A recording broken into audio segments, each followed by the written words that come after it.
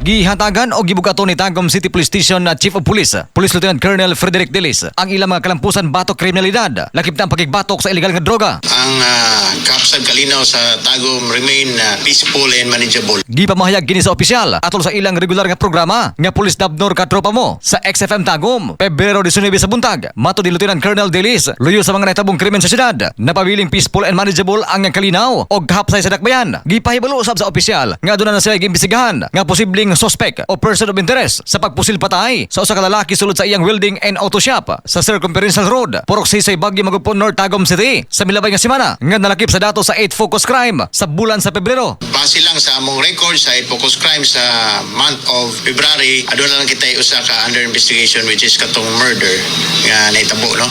Pero under investigation man siya, apan aduna kita ginasundan karon nga mga posible nga suspetsado or person of interest sa mga pagpamusil.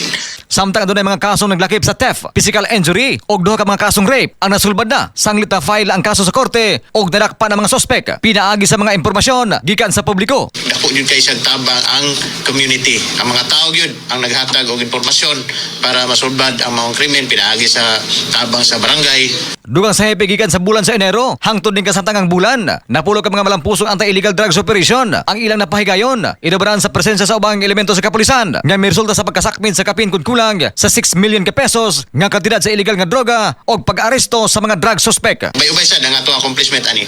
So doon na nakita yung mga nakuha nga worth more or less 6 million nga shabu. Sa pagkakaroon padayon ang deployment sa Tagum City Police Station sa ilang police personnel sa tanang mga aktibidad sa Tagum City. Samtang gipangandaman ang hugot nga seguridad sa Dabra karong umabot nga Marso 2, 2026 alang sa kaluwasan sa katawhan. Para mulami ang ngisi, magsanton vitamin C alang sa nakayusang Pilipino para sa Pilipinas, katropang Lar Sanyol, XFM News.